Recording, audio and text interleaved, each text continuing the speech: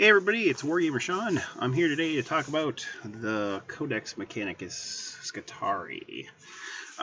Sorry I haven't, I got this book yesterday, but I just haven't had a chance to start doing a, basically kind of go through of the Codex, a review of it, and I haven't made any videos recently, and I finished up a campaign at our local gaming group, and with Adepticon, I apologize, and Easter and stuff. I just haven't had a chance to make any videos. So, and the finale for our campaign wasn't really easy to film because it was very time constrained. So, we're gonna go through the Adeptus Mechanicus Skitarii. Now, there's rumors that there might be another Adeptus Mechanicus Cult Mechanicus coming out later. We'll see if that happens. So we're going to kind of go through things, but I'm going to go through the formations and some of the special war gear in this first video. So the Skitarii, just like the Harlequins, don't have an HQ, so they have to nominate one of their characters to become the Warlord, and thus they can't do a normal CAD or allied detachment. Which is unfortunate. With these guys, their Skitarii maniple is the basic formation or detachment, and it requires 2 troops. So that's it. You can have a whole detachment that's just 2 troops. You can have up to 6 more troops, and you can have up to 4 elites, 2 fast attack, 4 heavy support, and 1 fortification. Now you could take an Imperial Knight detachment, that'd be a separate detachment, so they don't really have a Lords of War. Their Crux Mechanicus in this detachment, you can re-roll Warlord traits when from Codex Skitarii. Furthermore, your Warlord has preferred enemy, which preferred enemy is good. So, and then Tireless Advanced. All models with this detachment have the Crusader and Scout special rule. Units from detachment cannot outflank due to this special rule, but can do so as a result of a different special rule, such as infiltrate or a mission special rule. So you can't use it to outflank, but you can use it to scout. Which, you know, having your whole army be able to scout is good. So we're going to go through the basic kind of rules. So these guys don't have any psychic powers. Their main thing is Doctrina imperatives, which at the start of your movement phase, you can choose up to 1 Doctrina imperative from the list that's provided in the book, and it will improve shooting or assault phase. Unless stated otherwise, each Doctrina imperative can only be used once per game. Now we'll see later on. There's a detachment that you can take that allows you to do it more than once. So the hazard optimization gamma, until the start of your next turn, all models and friendly units in the friendly units with the Doctrina imperatives special rule add 1 to their ballistic skill characteristic.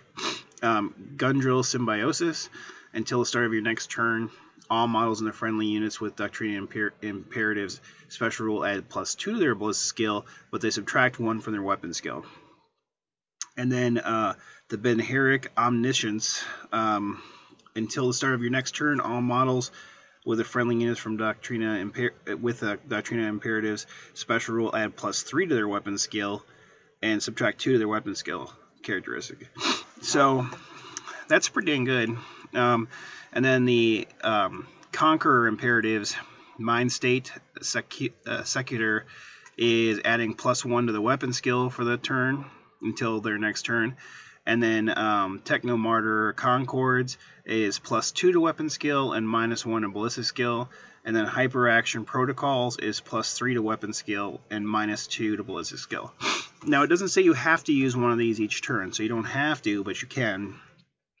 You know, here's kind of something that I'm thinking of is, you know, using on turn 1 when you're probably not going to get into close combat, and you can position yourself so you don't get charged, is use the Benheric Omniscience that turn so that your weapons or your ballistic skill is +3 So you're going at ballistic skill. Most of them are going to be going into ballistic skill 7, I believe, because most of them are 4. Yeah, most of them are 4.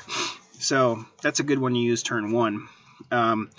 You know, as the other turns go on, you're going to have to think about whether you want to affect your weapon skill or not, because some of, you know, if you have a kind of an army that has some charge or assaulty stuff in it, you don't really want to hurt it. So you might want to be careful with that. But it depends on how you build your army, and you don't have to use them at all if you don't want to. Now, another special rule that some of the units in Adeptus Mechanicus Skitarii have is Dune Strider, which a unit with a special rule adds 3 inches to its movement, move distances when it moves and when it runs or when it makes a charge move, which is pretty amazing.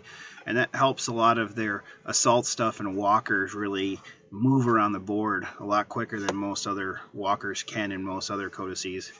The allies of the Skitarii, they're treated as armies of the Imperium, so they can ally basically their brothers in arms with everybody in the Imperium. I don't quite agree with that in 7th edition. I think they kind of toned down allies for everybody else, and then they made Imperium like much better. I wish they would have kind of kept the Imperium the way they had it in 6th edition and kind of toned down everybody else. You know, last edition, Tau were like buddies with everybody, and now they're not so much anymore. But yeah, I would have liked to have seen some restrictions, because there's some in the Imperium. Certainly they're at most they should be allies of convenience, because they're still going to fight with each other, but there's certainly ones that don't necessarily like each other too much. Certainly Space Wolves have made their, you know, fair share of, you know, enemies that they don't necessarily like. That, well, not enemies, but they don't really trust or like them much. I certainly don't like the Inquisition at all, because the Inquisition tried to get the Wolfen, and the Sisters were used to try to get the Wolfen, and they actually attacked them. So there's certainly some animosity there, and certainly the Wolves don't trust the Inquisition, and certainly the Dark Angels and Space Wolves have a little bit of a, you know, issue, since their you know, original Primarchs had some issues. So I don't know. I just don't think it should be all brothers in arms, but that's the way it is right now. So let's do the Warlord traits next. So the Warlord traits, now how the Warlord traits work is you roll a d6 on any of the Warlord traits in the big rule book, and you roll a d3 on the Warlord trait below, or sorry, the one I'm going to read you, except if you're Skitarii Vanguard or Skitarii Ranger Alpha, then you get to roll a d6. So it's kind of like the Harlequin Codex, where they really wanted your Troop Master to be the HQ, or your Warlord, because he got to roll a d6 versus d3 if basically the Psyker, or you know, sorry, not the Solitaire, because Solitaire can't take one, but the Psyker and the Death Jester can only roll a d3 if they're Warlords. So let's go through these. Number 1 is Reinforced Exoskeleton. So your Warlord has the Eternal Warrior special rule, which is nice, but most of, you know, these characters are 2 wounds. But Eternal Warrior helps because most of them are toughness 3, so they're not going to get insta-gived, which is nice, because there's plenty of strength 6 out there. Artificer Armor. Nominate 1 weapon carried by your Warlord. That weapon has a Master Crafted special rule. Note, however, this cannot be applied to one of the Relic of Mars things, which makes sense. And most codices that have that restrict that. Number 3 is your Warlord can reroll Feel No Pain rolls, so that's nice. And then Incense Generatorum, number 4, is Warlord has Shrouded special rule. And then number 5, your Warlord and all friendly units with the Skitarii faction within 12 inches of him reroll failed morale, pinning, and fear checks. Another good one. And then the last one is Emotionless Clarity. When your Warlord and his unit fire Overwatch, their ballistic skill is counted as 4 instead of 1, and this does not affected by bonuses or penalties from Doctrina Imperative's special rule. So that's pretty amazing. I mean, being able to fire at ballistic skill 4 on Overwatch, you're gonna kill some things. You're gonna take some casualties. That's a really good Warlord trait. Really good. So if I was playing, you know, it depends. It depends on the mission, but I'd seriously, you know, a lot of times the Warlord traits aren't so great, especially in 6th edition. They didn't seem so great in the codices, but I'd say in 7th edition, you know, they certainly make you think about using them. In this one in particular, because there's certainly some good things in it. You know, Harlequins too, I think. So, so basically, let's go through the relic stuff. So the relics, there's Arcane's Divinator, and if the bearer of Arcane's Divinator or any model in the bearer's unit identifies a mysterious objective or deploys or moves into a piece of mysterious terrain, you can choose to re-roll the result when determining what that mysterious objective or piece of mysterious terrain is. Yeah, it's okay. I hate that they don't have the points right here. I'm going to look back. It is... What is this one? Arcane. It is 5 points. So maybe worth... you can only take one of any of these, though. So, you know, if you want to give a model that, I guess, I mean, you could. The alpha on most of these can take it, so it's certainly something you could do. I don't think it's necessarily really worth it, I guess, if you have 5 points to blow. Then there's the Omniscient Mask. The bearer of the Omniscient Mask has Zealot special rule. Now, that one is awesome. Now, I'd especially think about that, excuse me, with any close combat unit or any unit you want to tar pit something with, because Zealot kind of gives the Fearless special rule, but it also gives you Hatred the first round of combat, so you get to re-roll to hit your first round of combat. So Zealot is really awesome. I know this with my priests and my sister's army. I love it. So Zealot's very good, and the Omniscient Mask is 20 points, but that, you know, that might be worth it. You know, Fearless and Hatred's not a bad thing. Then there's Pater Radium. If the bearer of the Pater Radium is locked in combat with one or more enemy units at the end of the initiative step 1, each of these enemy units must make a toughness test using the toughness value of the majority of the unit, or the highest in the case of a tie. If the test is failed, the unit takes D6 randomly allocated wounds with no armor saves allowed. So you'd still get Feel No Pain in Invon, but that's pretty good. I mean, you fail an initiative test, or sorry, a toughness test, things like Eldar or Grotz, you know, or Tau, you know, they're probably going to fail that. Now, that is 20 points as well, and I think that's a worthwhile one if you're going to potentially tar pit, or especially if you're going to use one of your close combat units that are in here. Then there's a Phase Taser. I want to say Phaser Taser. It's a Phase Taser. This is a melee weapon that's got the Taser special rule and interdimensional electrocution. So any models that suffers one or more unsaved wounds from this weapon has this special rule. This special rule must immediately take an initiative test or be removed from play as a casualty. It's +2 strength and its AP nothing, but that's really good. Initiative test is really good for Necrons or Orcs or some of the big Tyranid beasties. You know, that could, I mean, just removing it from play, you know, it only has to fail one armor save, or it has to take an unsaved wound, and it has to take an initiative test. That's actually pretty good, and that's only 15 points. And that's something I would think about, and actually I'm going to look here. So the Dragoons here, no, they can't. So it's only the infantry that can take this, but it may be worth it. I mean, they're base strength 4, most of the melee units, so, and some of them have furious charge, so potentially you're hitting with strength 7 on the charge. So, you know, you may do some damage because you're wounding on 3s for some monstrous creatures that are toughness, you know, 6. And you're going to go before them, because I think these guys' initiative, they're initiative 3. Let me see. They're initiative 4, they're close combat units. So, you know, you got a chance of swinging first and potentially taking out a big monstrous creature, especially a Nid or, you know, like a,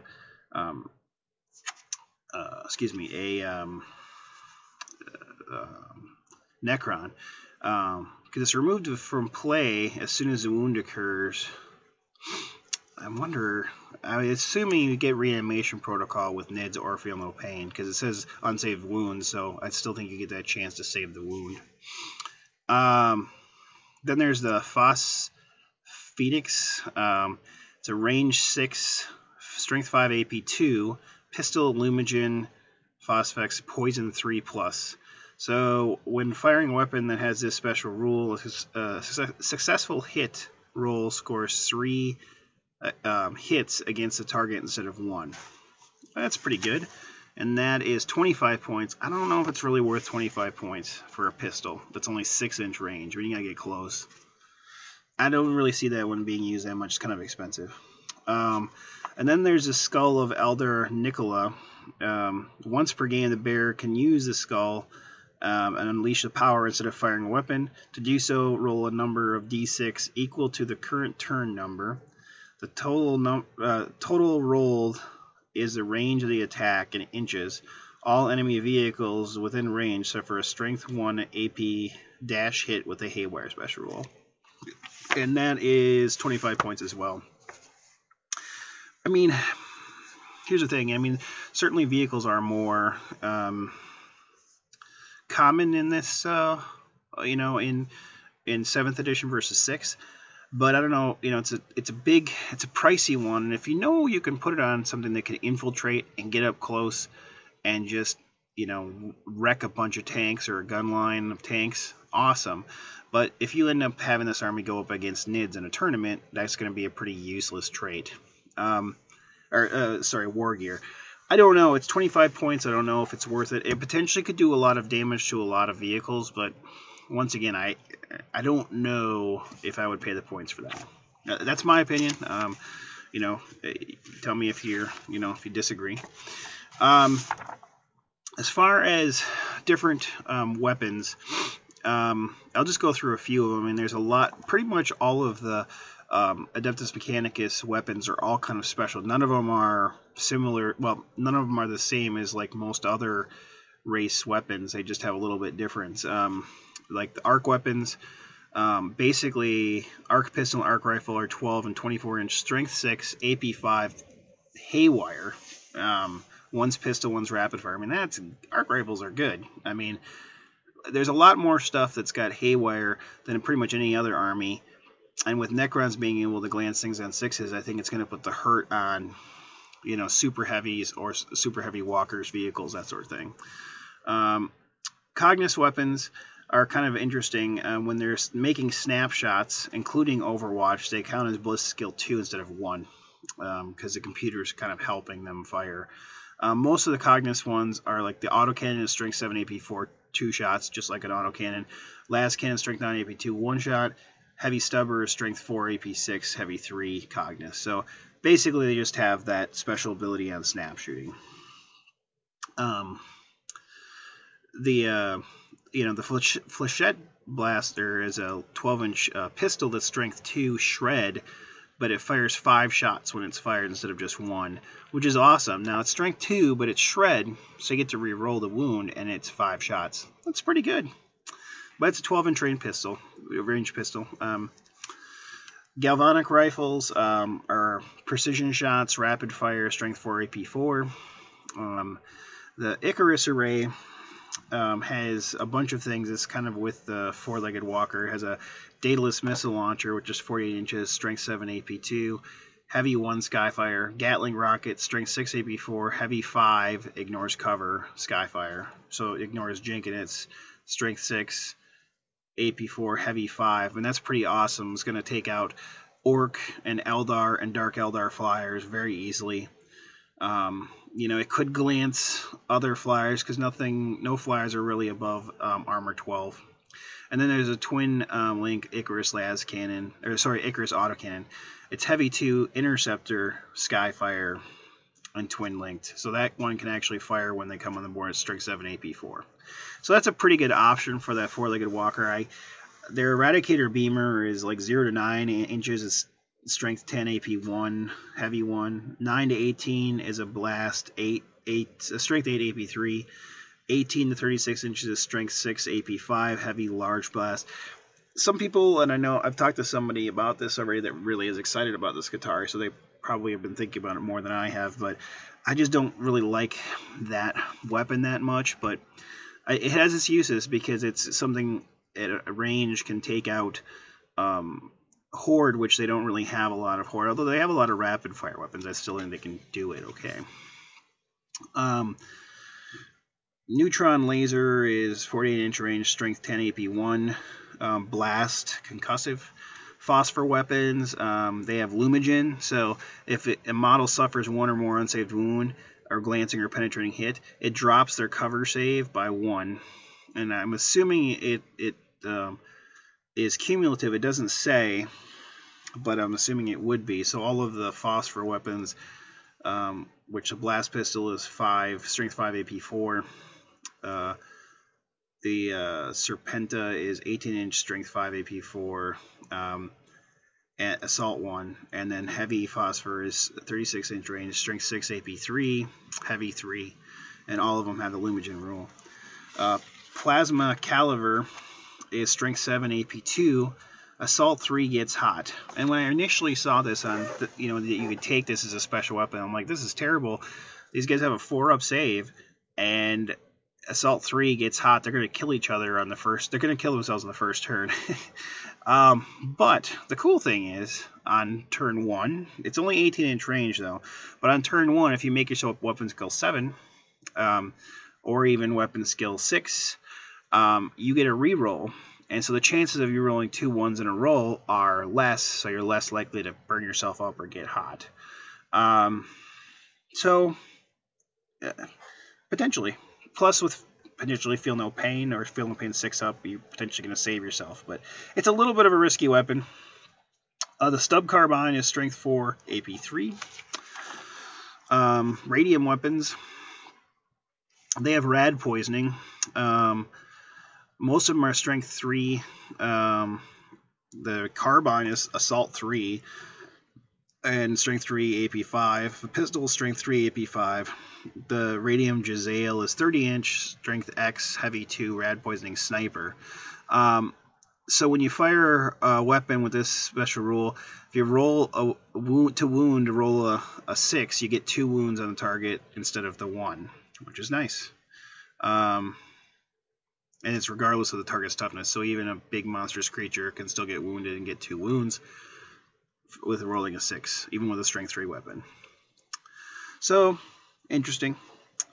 The Transuranic Arquebus is a 60-inch range, strength X, AP 3, heavy 1, armor bane, sniper rifle. So it's armor bane, strength 4. You've got a chance of taking things out, which is good. Then we go into the melee weapons. The Arc Maul is +2 strength, AP 4, melee concussive, Haywire. Once again, Haywire, Arc Maul, Haywire. I mean, it's amazing. Cognis Manipulator, that can be taken by the 4-legged walker. It's ×2 strength, it's AP 1. It does field repairs, and it's specialist weapon, unwieldy. I don't know why it's unwieldy. It's only going to be taken by that walker, so it's going to go at initiative anyway. But field repairs, it will not die special rule. It's kind of expensive. We'll talk about it when we get to the unit, but I don't know if it's really worth it. The Prehensile Data Spike is strength of the user, AP 5, Haywire specialist weapon. And Data Spike, a model equipped with this weapon, has a special rule, makes melee attacks. It makes an additional attack with this weapon, initiative step 10, that does not grant the model an additional pile-in move. Taser weapons, there's Taser Goad, Taser Lance. Taser Goad is +2 strength, AP nothing, melee taser. When you roll a 6 to hit, it causes 2 hits on the target, so that's cool. The Taser Lance has Joust. It's +3 strength on the charge, +2 strength any other time. When you're making an attack with this weapon, it doubles its initiative in the turn that it charges, so that's cool. The Transonic weapons, Transonic Blades +1 strength, AP 5. Transonic Razor is user strength, AP 5. Cord Claw is user strength 5. And all of them are transonic. The Cord Claw has molecular dissonance. Dissonance is it makes its close combat attacks, one of its attacks will be rolled separately, has a Fleshbane special roll. So it's going to wound on 2, which is nice. Transonic, when you're making an attack with this weapon that has a special roll, any to wound roll of 6 will automatically wound the target regardless of its toughness. Once again, it's going to take out monstrous creatures. In addition, during the first round of close combat, any to wound rolls of 6 are resolved at AP2. During all subsequent rounds of close combat, all wounds are resolved at AP2. So everything after the first round of combat, if they survive, is AP2. That is ridiculous. Like, that's ridiculous. And assuming they can survive their first round of combat. So let's see. Conversion field, we know 4-up invuln digital weapons, reroll a single failed to wound in each cell phase. Enhanced data tether. Basically, it's +1 leadership until the start of your next turn when you're using Doctrina imperative. So it adds +1 to their leadership. Info Slave Skull adds +1 to leadership and gains acute senses. Omnispecs, a unit with at least one model equipped with this, have a -1 modifier to their attacks. So that's cool. Mind Scrambler grenades are just amazing. So you're shooting them, you can throw them. It's Strength X, AP4, Blast, Haywire, Neural Trauma. They always wound on a to wound roll of 4+, no matter the toughness. Again, they don't care. They're assault weapons, and they don't suffer any penalty for their initiative when they charge through difficult terrain. When used in the assault against vehicles, they're Strength 3, AP4, Haywire. So you can use them to assault vehicles. And they just have Haywire to spare. Refractor field is 5+ invuln save. Let's see.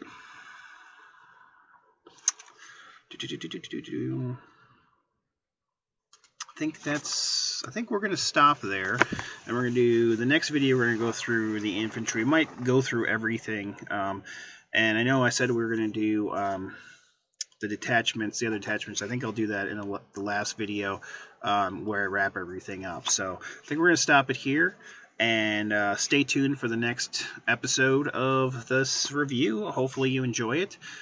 Please post your comments below. Please like my Facebook page as well as my YouTube page, and subscribe if you can. I'm trying to get to 500 subscribers by the end of this year. That's my goal. I'm going to do a giveaway at 300 subscribers and then one at 500. So thanks for watching, and keep on wargaming.